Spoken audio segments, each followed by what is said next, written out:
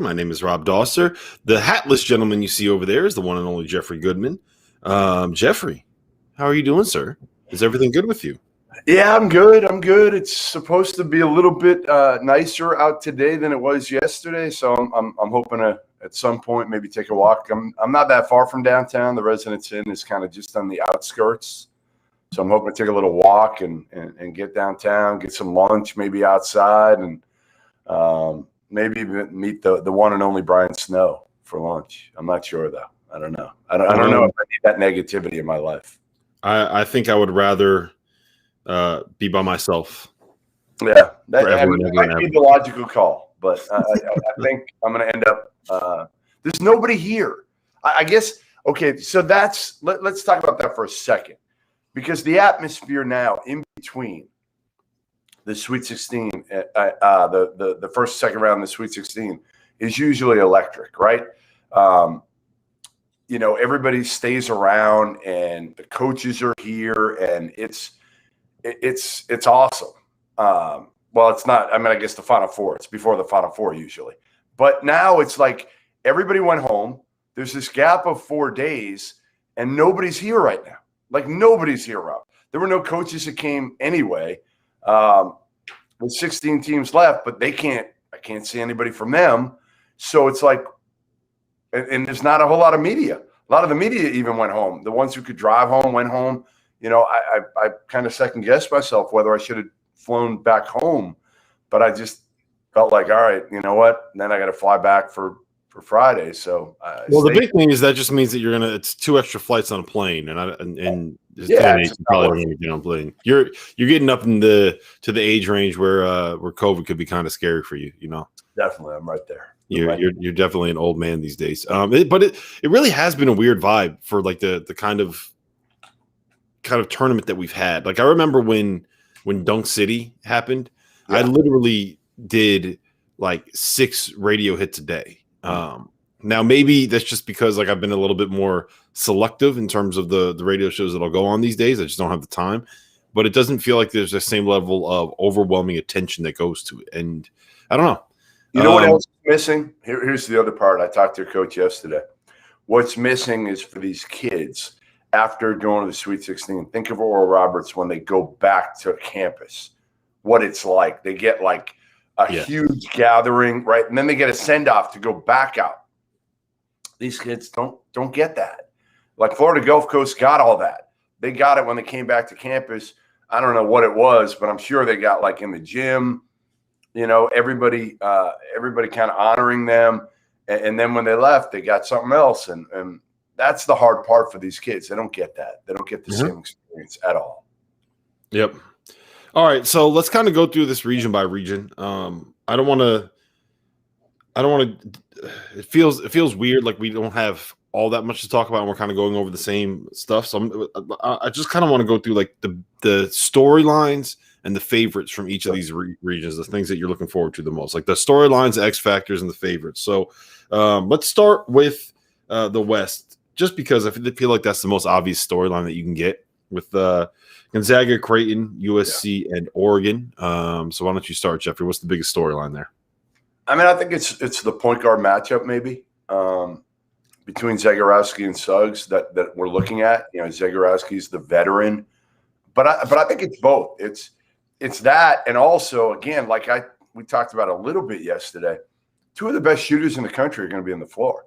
Now, one can jack it 15 times from 3. And you wouldn't even flinch. The other, Mitch Ballock, sometimes barely shoots it. And he's one of the best shooters. Wouldn't you agree? Like, if you're talking top 10 shooters in the country, Mitch Ballock has to be on that list, doesn't he? Yeah, I mean, he also fires it up from deep. He loves a good 30-footer. But yeah, for me, the biggest storyline is just whether or not Gonzaga is going to make it undefeated. That's the biggest storyline of the entire tournament. Yeah. To me, like that's the most interesting thing.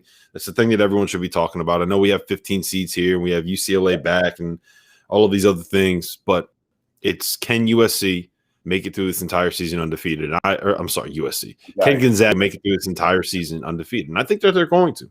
I think that they are talented enough that they will beat everybody by at least 10 points. So who's the X factor for you in that region? It's Balak. You mean a player or you mean a team or what do you mean? Player, team, whatever. Yeah, I mean, it's Balak for me for Creighton because if he hits like 7 threes, they're going to be right there.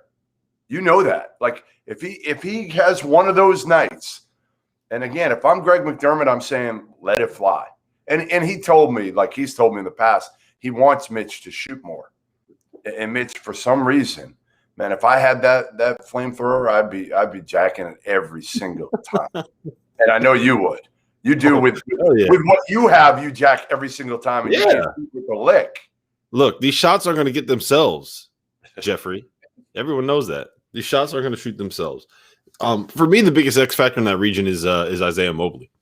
When he plays the way that he did on whatever day, Monday night, I guess, when they beat Kansas, like that changes what this USC team can be because all of a sudden they become that much more difficult to guard. They become that much more difficult to match up with. And when you have 2 6'10" guys that can play on the perimeter like they're guards, you're suddenly you have a team that might be able to, they're going to cause Oregon problems and they might be able to match up with Gonzaga. So for me, it's Isaiah Mobley is the one that I think will determine whether or not USC can, 1, get to the Elite Eight, and 2, actually have a chance to pick off Gonzaga once they do get to the Elite Eight. All right. I think it's going to be more USC's guards. Can they handle Oregon's all those wings, right? Like Oregon's got really good wings, big, strong, physical wings. Duarte, Figueroa, Richardson, they're all big boys.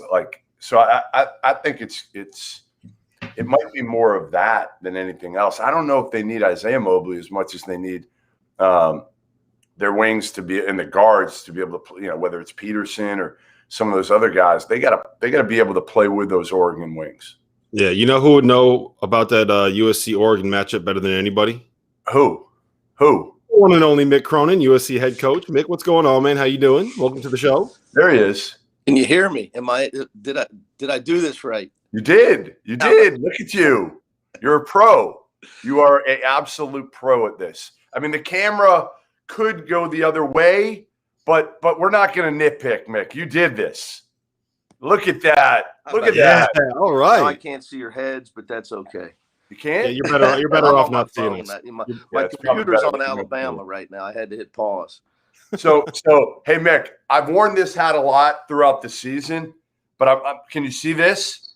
Hold on. Let me turn it back. Oh. I've worn that a lot, but I'm going with the Cal hat for you. I don't have a UCLA hat, so I'm going to stay with Pac-12 Unity. Okay. Being an Arizona guy, I'm going to stay with Pac-12 Unity. I have the Cal hat on right now. I got it. I'll take it. I'll take it. We're same system, UC system. There you go. The UC system that I want to start with this, Mick. Like you and I talked before the season for a while, and I don't think people realize what you guys were up against. Not just you, but even USC. What you guys were up against before the season, and that other schools were practicing indoors. They were doing their thing, and you guys couldn't do jack. You know what? You couldn't do anything until when? Stanford, Cal, everybody out west, just so literally I sent my team. We came home from Vegas last March, conference tournament canceled. We had a meeting the next day. I had a bad feeling, and I just said, look, guys, I was concerned. I said, we're headed for online. Yeah. They're going to shut us down. I was just talking about you got to stay on your academics because at UCLA, we're on the quarter system. So we had a lot, we were headed to academics till June. I didn't know that I wasn't going to see them for the next 6 months. Wow. 6 months. I didn't see my guys from March 12th to September 21st. And then you got to remember in the Pac-12, they announced in August, remember, we weren't even play until January. We were worried all our players were going to hurry up and try to transfer so they could play somewhere. It was so crazy, in the Pac-12 as a group of coaches. We became really close. We started literally almost a daily Zoom that Sean Miller had his ops guy set up, without the league, just the coaches, banding together to try to figure out how we got back our preseason, our non-conference season. Said so, and literally we talked as coaches 4 or 5 times a week, just us, not just when we had our with the Pac-12. So huge disadvantage. 6 months, no camaraderie, no development, no player development. Can't develop a guy's body.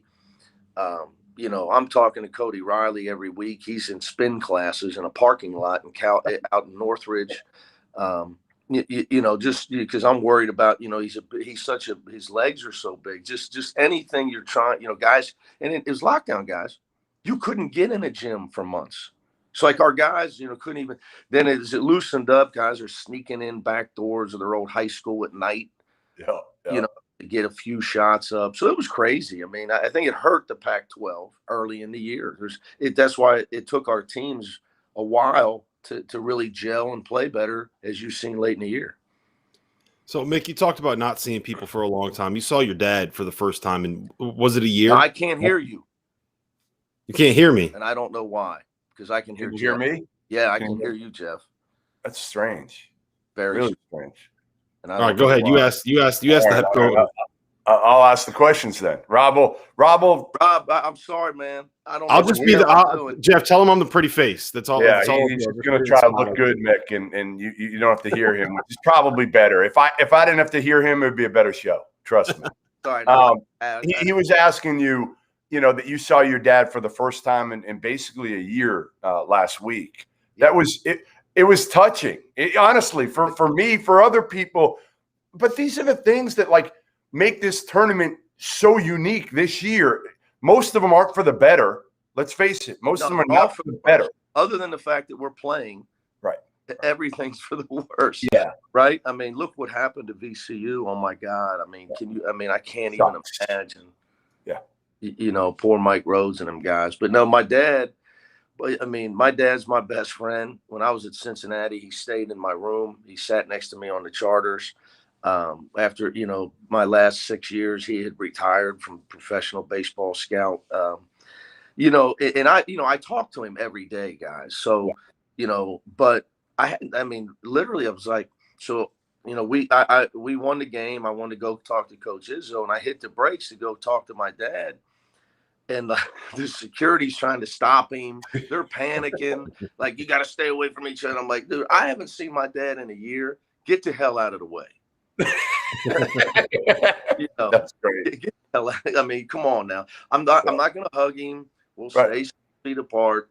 But I'm going to go talk to my dad. I haven't seen the guy in a year. I mean, it's just unbelievable. I mean, it's just crazy.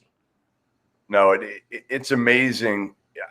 Again, you don't even know what the atmosphere is like in Indy. Like today, there's nobody here. It's the weirdest feeling, Mick. Like it's the strangest feeling to see coaches. The only time I've seen anybody is like after games, like Joe Golding the other day from Abilene Christian. They win. They beat Texas, and he kind of comes up. He's so happy. He's like going to come up to me, and I think he's going to hug me. I'm like, Joe, stay away. Like, I don't want you to get kicked out of the tournament, my man. Like, stay away. Think about that. Right. I mean, you're here, but you're on. No, I haven't seen you. I mean, I will tell. I've had this. The one cool thing. I mean, look, there's 16 teams left, so it's you want to be one of them. But now they moved all 16 teams to the Marriott, where we have been already. So we didn't. But we did get our rooms cleaned finally yesterday. While we were at the zoo, we got our rooms cleaned. So, but it's now like a big AAU tournament. We're all in the same hotel.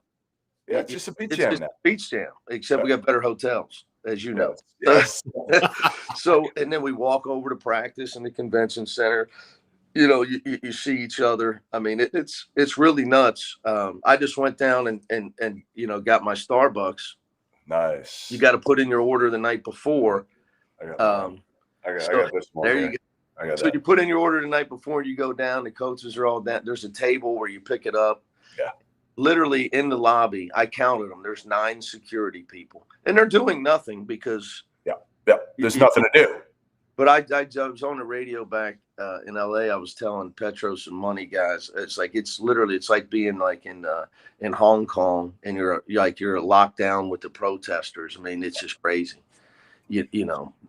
And Mick, I mean, one of the things that I think has blown me away that, again, I don't think people understand what you've had to go through. Okay, so you had to go through, not seeing your players for 6 months. You also lose the two best players, not just the best player in your team this year. You probably lose your two best players from what you thought it was going to be prior to the season. Chris Smith goes down with a season-ending injury, but Dacian Nix is a stud point guard. Not good, terrific, like plays the game the right way. He's going to be a pro someday. And basically the G League Ignite, they steal him out from under you. I mean, Yeah. I know you got to be careful what you say here, but No, I don't. yeah, I mean, it's bullshit. Well, the thing that bothered me about the reports was that, he was committed. No, he was signed. Right. So, the NBA understand. Trust me, they know my displeasure. But trust me, they don't care either. There's a fallacy out there that there's a partnership, and there's not. The college basketball has been free minor league system for the NBA for 40 years, and that's what you do to your, so now you're trying to take our market because you want to steal our market share for ESPN, for whoever it's a business decision. Their front office, look, they're in this business to make money. Of course. They're a business. So I don't begrudge them, but let's not act like it's something different. Okay. There is a systematic approach to what they're trying to accomplish, and taking the market share away from college basketball. And they actively recruited a signed player, which they said they were not going to do. So, that is what it is. But that didn't help because he could have played with Tiger Campbell. Oh, because they played together because Dacian Nix is 6'5". Right. So, it's not like he had two little guys. And then Chris, God, he's such a good kid, guys. I mean, he's such a good kid. I mean, if you see the sideline, he didn't do anything. I mean, Larry Kristoviak looked at me. The game was pretty much over, and Chris just ran and caught the ball in front of their bench. Nobody touched him. I thought he slipped. And Larry told me later, he goes, man, that's how I guess that happened to Larry in his career in the NBA. And he was like, man, he goes, I was so worried when that happened. Like, he actually called me. He's like, hey, how is he? But we had to wait a day to get the MRI. So, yeah, I mean, then you lose Jalen Hill a month later. It's so, but hey, look, man, you still got players, right? Your job as a coach is to find a way, right? It's to find a way to win. You can't give in. You got to convince your guys we can do it, albeit it's going to be harder, right? I mean, it's going to be harder, just like it's going to be harder for us to beat Alabama than it was, to win our last few. Sure. Although that Michigan State game, guys, man, that was a tough assignment to go to Purdue, fly across the country. I mean, and that game was a bloodbath, and it took our guys a long time to adjust to the way that game was officiated and played. Not a Pac-12 game, let's just say that. No. Michigan State the last month or so has been playing a little bit of wrestling ball, I would say, with Tom Izzo, which, you know what? You played it at Cincy, so you get it. Got to do, buddy. Yeah, exactly. No, you do what you got to do to win. Yeah. All right, before we let you go, I got two more for you. Give me your take on Alabama first. I mean, they're super talented. I think I was the only one who had them ranked in the preseason top 25. Really? Yeah, I love their talent. Now, Dauster will tell you I've done it every year the last 3 years. So finally I hit the dartboard with it with Alabama, which is probably true. But I love Herb Jones. Herb Jones might be my favorite player in the country. Yeah, I'll take you guys. You guys are. I'm older than you guys. I think. I have a friend. I think we're the same age, Mick. So then you'll remember. There's a guy who played at Cincinnati named Herb Jones. Yeah. Oh yeah, from way back. Yep. Great player. Led Cincinnati. He led Cincinnati to the Final Four. Now Nick Van Exel was a great guy.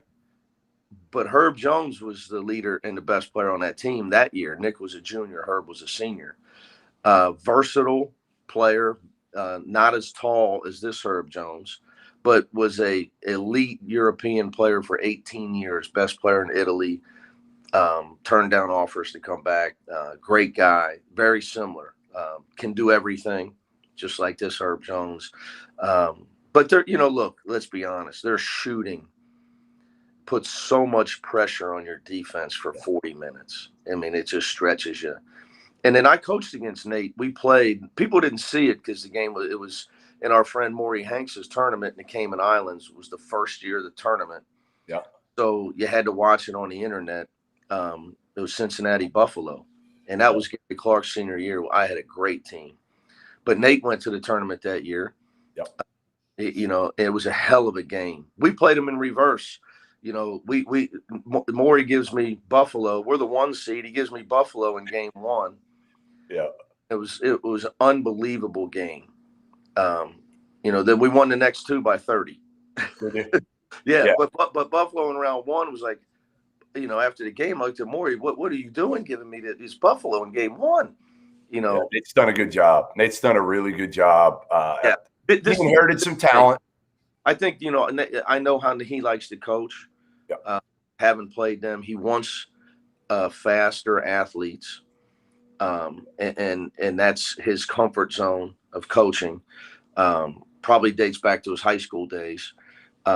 You get a team that fits you, right? And they really fit. They fit him, and that he's just done a hell of a job. All right, before we let you go, and this is the greatest interview ever. Not hearing from Dauster like this. Seriously, we got to do this again. It's almost like this was planned, Mick. This is absolutely phenomenal. Something on my phone, I don't know. Whatever, it worked. So I know you're a big horse racing guy, big thoroughbred guy. And next Kentucky Derby, I'm not texting Bobby Hurley anymore for any tips. I'm texting you. It didn't work. Just might as well burn your money. Yeah, that basically. I killed it in the Oaks that year. I crushed it in the Oaks. I hit 3 trifectas with my wife, and then I lost everything in the Derby when I started asking Bobby Hurley for advice. That'll break you. When did your love for the first bet you ever made on the horses was when? Do you remember? I could barely see over the window when I went up with my $2 at Old River Downs in Cincinnati, Ohio. So in Cincinnati, all the coaches that are teachers, they would work at the racetrack in the summer for their extra money. So that's how my dad grew up. And he had worked there since he was a baseball player on Full Ride at Cincinnati. That was his summer job. And then as a teacher, high school coach, that's what he did. So for me to spend time with my father in the summer, I had to go to the racetrack. I didn't have a choice. That's awesome. So, next door was a Cincinnati's version of Coney Island, you'd have to go early when he signed in 3 hours before the races, and I would play hoops. They had the hoops over by the poles, and then I'd jump the fence, come back. But hey, my brother and I used to get in trouble because we'd be playing rubber ball, and our ball would go out on the track. And I'd call my dad to, hey, get your boys are out on the track, like literally out on the racetrack because our ball went on the, So, yeah, I grew up in a gym, and then, for me to spend time with my father, he had 4 jobs. I had to go to baseball games to scout. I drove 4 hours to watch guys pitch when he was with the Atlanta Braves. I had to go to the gym to his practices, and I had to go to work with him to the racetrack. So, you're a product of your environment. So now I own horses. I never thought that back then I could bet $2 on a horse. It was a lot. Now I'm fortunate to own some horses with some great friends of mine. One of them, Eric Johnson, plays for the Colorado Avalanche. Great guy. I know nothing about hockey, and he knows nothing about basketball. It's perfect. There you go. It's a good partnership. Well, listen, we appreciate you jumping on, Mick. We do. Dauster's just sitting there looking like a complete. I feel terrible, man. Yeah, no, it's good. I'm telling you, this could not have been scripted better, Mick. So I appreciate it. Hopefully, we'll get to see you from afar Saturday. When do you play? Saturday or Sunday? We don't play till Sunday. Sunday. Yeah, you got a lot of time. That's what people don't get to. Like, you guys got a lot of downtime here, so we're probably doing you the favor here. Right? Yeah, they gave me a chair. I talked to them, and they gave me a chair right outside the door yesterday so I could sit outside. Nice. Yeah, so you're spoiled with that LA. Hey, that LA weather now. You're a little spoiled. brother. I don't ever sit. I'm like, I got to get out of here. I have TVs. I have a backyard open outdoor. I mean, that's everybody does in California. The life of Mick Cronin. It's completely changed. The next thing you know, you're going to go soft. Oh, I'm already there, man. We were here the first 2 days, and I was telling the guys, they were so worried about your team. They're back here all this time, and it's raining and cold, and they want to go home. I said, well, I'm not worried about them. I'm worried about me. I'm shivering. What the hell? I'm from LA. It's all about me. It's all about me. All right, listen. Thanks for jumping on, man. Good catching up, and good luck this weekend. Look at Dauster. It's great. All right, take it easy, man. All right, guys. Thanks for having me. You got it. There it is. Can you hear me, Rob? Yeah, I can hear you loud and clear. That was awesome. Seriously, that could not have worked out better. They couldn't hear you at all. I love it. I love it. The interview is much better without you, to be honest.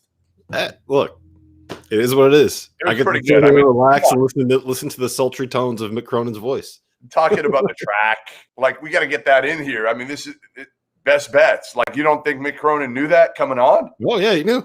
He was looking for advice on the horses. I love it. All right, so let's finish it out. We got 3 more regions to go through. Obviously, I'm assuming that you agree with me that Gonzaga is the favorite out of the West region. Yeah, I think I agree with you there. Yes, that's safe to say. I just Joe, you're right. I do think that Mick is going to kill it at UCLA. I just want to say that Jeff and I had a conversation when when Steve Alford and Andy Enfield were hired in the same summer. Do you remember this, Jeff? We had a conversation. I forget what it was on, but I said that Andy Enfield was going to be more successful than Steve Alford at UCLA, and you said Steve Alford was going to be more successful. I just want to let you know that Andy Enfield right now is coaching for a chance to go to the Elite Eight with the number 2 pick on his roster. Yeah, he was smart. He's still at USC. Steve Alford is not at UCLA, so I've been waiting a long time to come on here and take my victory lap on that one. Yeah, no, you can do it. And it wasn't that I thought Steve Alford was great. It was that I thought whoever was coaching UCLA at the time was really good. Hang on, I'll be back. Where's he going? We lost him. First you couldn't hear me, now we lost Goodman. All right, anyway, so we'll move to the East region because both of us think that Gonzaga is the favorite in the West. The matchups obviously are Michigan and Florida State on one side, and we have UCLA and Alabama on the other side.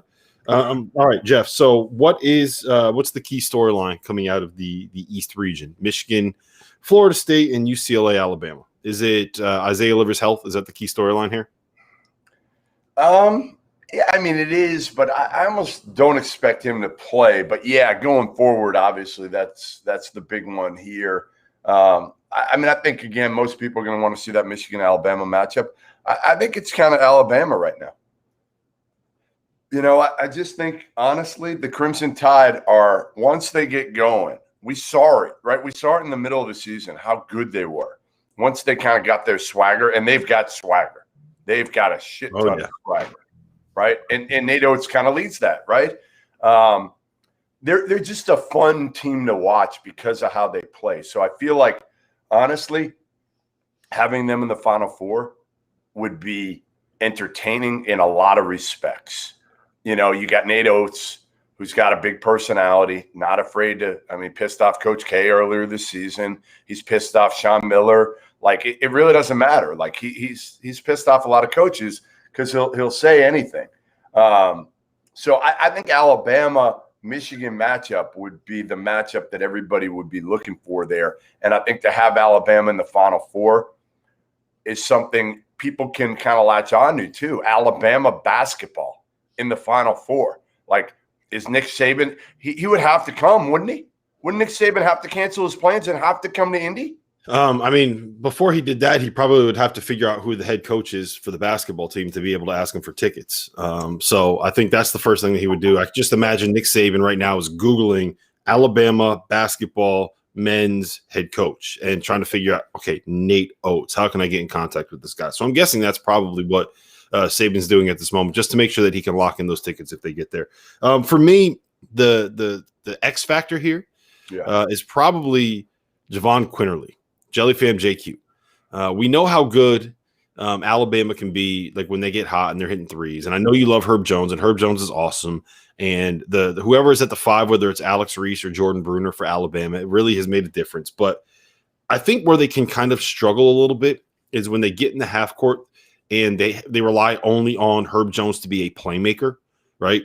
Yeah. Like they have a lot of guys that can make shots. They have a lot of guys that are scorers. There are a lot of guys that can get their own. But Javon Quinterly is like the one dude on that roster other than Herb Jones that can go and make a shot for somebody else or create a shot for himself, get in the lane, make something happen. And I think as he has been playing better down the stretch, and he's been awesome for like the last probably 3 weeks or so, 4 weeks, something like that. One, it's really good to see because I mean he's a good kid. He's a thoughtful kid. Yeah. And I know that it's been rough on him what's happened since everything when he committed to Arizona. So I'm happy for him that he's having success. And I think that like if he keeps playing at this level, if we get the Jelly Fam back, like it's a great story.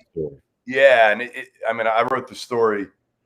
I think when he committed to Alabama or shortly after, I talked to him and his mom, and I talked to him again last year when they played at Rhode Island. I mean, the crazy part of this Alabama team, Rob, is I remember seeing them last year. I took my wife and daughter to the game. They played at URI early in the season.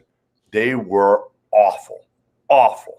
And if you had told me that team, which is similar, like not a lot of different – I mean, there's some different pieces, but, you know, like – I mean, they had Kyra Lewis, who was terrific on that team, and they didn't do this. But, again, I think a lot of it is taking some time to understand the system for Nate Oates, right? Like, who plays this way in college?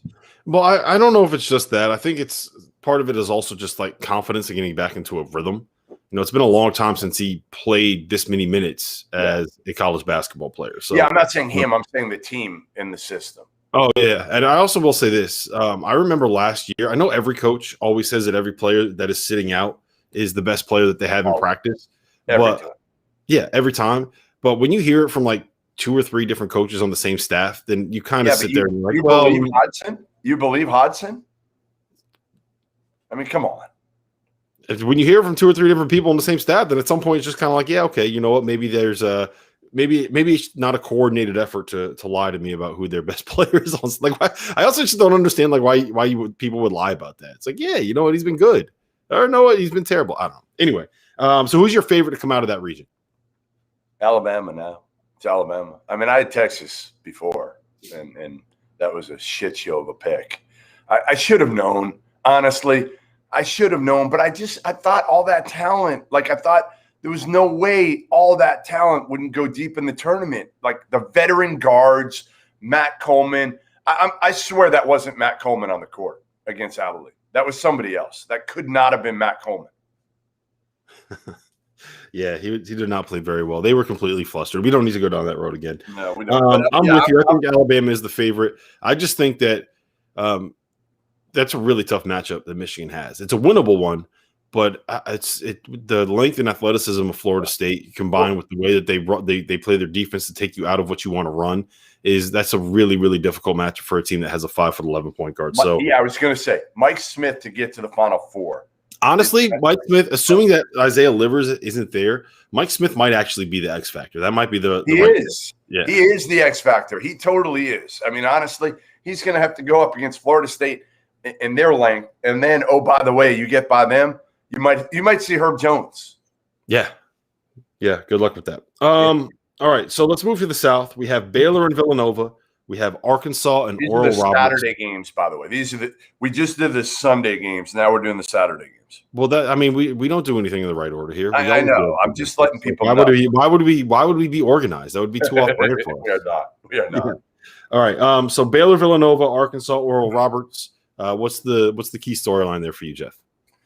I mean, obviously, to me, it's Baylor for me.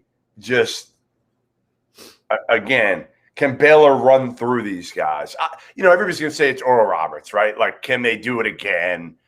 They're an awesome story. We've seen it. We've talked about Max Asmus probably more in the last week than we have talked about any player on this pod within a week span, and O'Banner, both of them.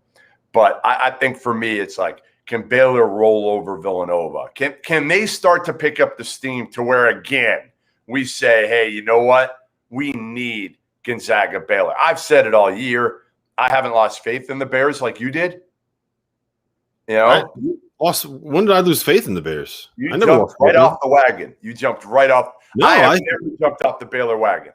Well, what I said, for those of you that were paying attention, is that their defense was not the same when they came out of the pause. Well, of course, but that wasn't like an opinion. That was an empirical fact. I get it, but there's a reason for it, Rob. Like yeah, why? I never said there wasn't a reason, but just you lost faith that they would get it back.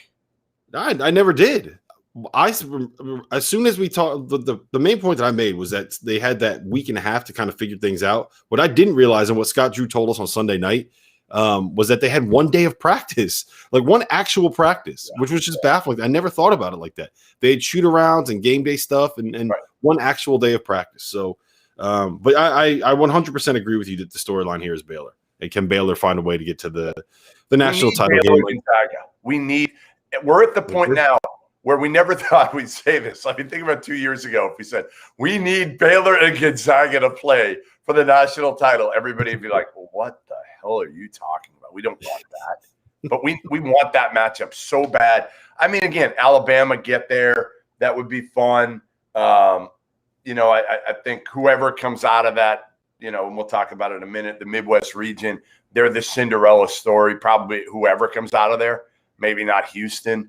But yeah, I think ultimately Baylor's the deal here. Can they put another one together, a full 40? Like they put 20 together in the last game. Can they put 40 together and just blow out Villanova? Yeah, I think that's probably what's going to end up happening. We've been over how I think that's going to play out. Who's the X factor for you? For me, it's Justin Smith. I think he's the guy that makes – so part of the reason I think that Arkansas is going to run Oral Roberts off the floor is because of the Oral Roberts wants to play small, wants to create mismatches. And Justin Smith is the guy that can kind of negate that because he can do everything you need a center to do, but he also is athletic to play. Why does this keep happening? Where does he keep going? I move spots, and I need my computer's – my laptop's dying, so I just can't plug it in. Unbelievable. The preparation today is not there. Yeah, so Justin Smith is the guy that allows Arkansas to be able to match up with Oral Roberts, and I also think he's the guy that will force Baylor to go small against them if they end up playing them in the Elite Eight, and forcing Baylor to go small with Vital at the 5, I think is the matchup where Arkansas matches up best with them. So. To me, and look, he's averaging 24.5 points and like 8 rebounds, a bunch of blocks. Like he's been awesome so far. So for me, it's Justin Smith for Arkansas. Yeah, I mean, listen, I think ultimately I can't wait for the Mark Vital, Jeremiah Robinson, Earl matchup. Mm-hmm. Like that's the matchup I want to see. Like the skill and finesse, excuse me, of Jeremiah Robinson, Earl against the toughness and power and I don't want to say lack of skill, but like Mark Vital never shoots the ball. He's just a killer. He's a killer defensively, and he all he does is free up his teammates on the offensive end, and he's okay with it. Like that's the best part. I think Mark Vital is honestly the most underrated guy on Baylor because without him, all those other guys aren't what they are. Like they fall in line in terms of like being team guys, and they're so connected and so unselfish. Why? Because Mark Vital doesn't give a shit about scoring the ball. And he's tough as shit. Yeah. I agree with you saying that he's underrated. But I mean, I think everybody knows how good he is. So is Baylor the favorite to get out of there? What do you think? Yeah? Yeah, I think they're absolutely the favorite to get out of there. I don't think there's any question. Your pick to get out of there. Are you going to have them coming out of that region? I have them winning it all. You have them winning it all. All right. So right now, if you had to do – all right, we'll do that in a second, actually. So let's move down to the Midwest where we have – it's always hard for me to figure out because I'm looking at a bracket that's got everything just scribbled out in the Midwest region. Yeah, I know. You need another one. I didn't get a single team right. Why don't you print out another one? Like I'm at a hotel. I probably should go downstairs and print out a new one. that would require me to plan ahead, and that's not my forte. All right, so we have Loyola Chicago and Oregon State in one matchup, and then we have Syracuse and Houston in the other matchup. So, what do you like there, Jeffrey? I think I like Loyola after watching them dismantle Illinois, and again, I liked Loyola before, but I just wasn't sure they were at this level again. But when you watch Cam Krutwig and some of their Williamson and some of their other guys on that team, they just play the right way. Like, give Porter Moser credit. Like, I mean, this is a guy who was fired at Illinois State, almost fired a few years ago at Loyola. Now he's got this team with an opportunity to make a second Final Four run in 3 years. Crazy. It's crazy. Insane. Final Fours. Yeah, it's crazy. Insane. And again, listen, to me, it's a lot of it's about culture, but it's not like they're out recruiting dudes left and right. They're developing a lot of these players. I mean, they're developing them to where they can play and beat Illinois handily. In that and game. it's not just development either. It's the buy-in that they have, right? Everybody is on the same page. Yep. It's the fact that they work so well in concert together. It's the fact that they figured out a way to kind of hide some of the limitations that these guys have, while also Cam Krutwig there's very specific skills that dude has that make him useful, and Porter Moser has found a way to completely accentuate everything that he does well without him being a liability on the defensive end of the floor, the way that other fives have been liabilities on the defensive ends of the floor. It's really, really impressive how he's been able to do that. So, yeah, I think that's the storyline right there for me. The X factor, I think, is probably the Syracuse zone. Rebounding the ball. They got to rebound the ball. And it's not just rebounding the ball. It's how effective is that zone going to continue to be against Houston? Houston's got some good guards. Are they able to penetrate against that zone? Are they able to pass through that zone? Are they able to rebound against that zone? Grimes is, it's funny. When Grimes was coming out of high school, I saw him a bunch. And the one thing I'll say about Quentin Grimes is, and I don't know if he's lost this or it's just his role now, he's a very underrated passer. Grimes? Very underrated passer. So I think against the zone, he's got so much confidence now shooting the ball, better off the bounce than he's ever been. And I think, again, he's become a well-rounded player. Obviously, what will get him to the NBA is his size and ability to shoot the ball if he can get to the NBA. That's what will get him there. But right. I think he's a good passer and an underrated passer. So that should help them against the Syracuse zone. I still think can Cuse keep Houston off the glass, because they're animals in there. I mean, they're absolute. They're so tough. The typical Kelvin Sampson team, and Syracuse better rebound the basketball. Yep, I agree. All right, who's your favorite to come out of that region? Is it Loyola? Yeah, I guess. I mean, I can't believe I'm saying it, but yeah, I think so. I mean, it should be Houston as the number 2 seed. That should be a joke. And yeah, somebody just in the chat said, "Is Juro the ultimate guard you want to go to war with?" Yeah, I mean, I remember seeing him at UMass even before he got to UMass. Him and the kid Gresham, and I was like, "Man, UMass has got some studs." I went there for practice before the freshman year, and I love him. I mean, he's tough as shit. Those are 2 New Orleans kids that are they bring toughness. Played through a major hit pointer and was really effective in their last win. Yep. So give me your new updated Final Four. Is that Gonzaga, Alabama, Baylor, Loyola? Is that right? Yeah. You know what that kind of reminds me of a little bit? It reminds me of the 2015 Final Four when we had Kentucky, Wisconsin, Duke, and Michigan State, where we had kind of 3 teams that we wanted to see there the whole season long. And then, by the way, we just happen to have Michigan State there. They get wrecked in the first round in the Grayson Allen breakout game. Remember that? Yeah, I remember it. I remember it well. The Grayson Allen breakout game. Yeah, so Braden Norris was awesome too, Matt. Yep. Braden Norris has to play well in this one. I just think they're just such a good team. And they made a ton of threes in that last game. They've made a ton of threes, I think, in both of these games. They've shot it really well and really efficiently from 3.